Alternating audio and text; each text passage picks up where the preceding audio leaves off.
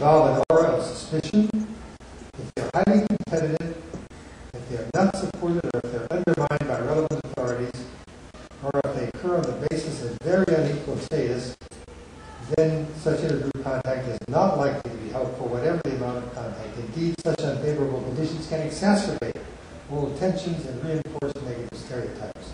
On the other hand, and there is another hand here, several hands in fact, there is a strong effect of friendly contact in the context of equal status, especially if such contact is supported by relevant authorities, is embedded in cooperative activity, and fostered by a mutual aid ethic. Under these conditions, the more contact, the better. Such contact is associated with improved attitudes between previously suspicious or hostile groups, as well as changes in patterns of interaction between them in constructive ways. Circumstances of cooperative learning, these are well-developed techniques which I won't take time to spell out, but many of you are probably familiar with cooperative learning, in elementary and secondary education are conducive to the improvement of intergroup relations, but highly competitive, extremely individualistic circumstances in the classroom are more likely to have a negative effect. Now I take this to the next level, superordinate goals and cooperative behavior. Superordinate goals are a very important concept. I personally believe the most important concept in social psychology and one of the most important concepts in the behavioral sciences altogether. Superordinate goals have the potentially powerful effect of unifying disparate, even negative groups in search of some common aspiration that can only be obtained by the cooperation. Something they both groups want very much, they like each other, they want something very much and they can only get it by cooperating. A shared goal that can only be achieved by cooperative effort overrides the hostile differences that people bring to the situation.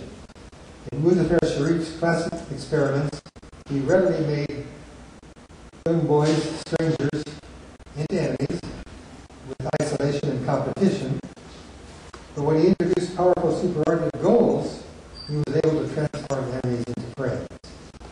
These experiments have been fundamentally replicated hundreds of times since then over the years and worked with large numbers of business executives and other many different groups.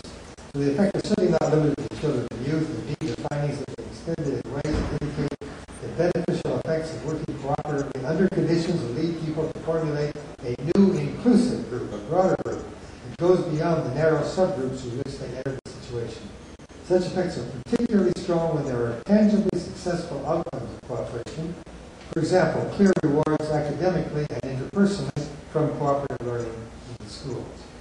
In a successful case of cooperation, previously suspicious groups come to have a new appreciation of each other.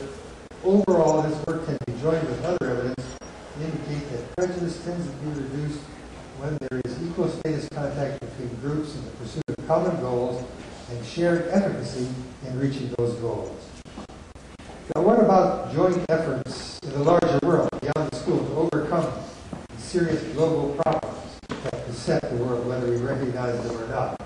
Food, water, health, the environment, yes, even climate change, regardless of what our esteemed president says about climate change.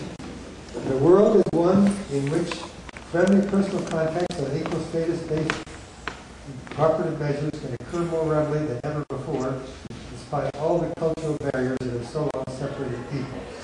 A great opportunity and challenge now is to identify superordinate goals and organize cooperative efforts to meet them. One good place to start is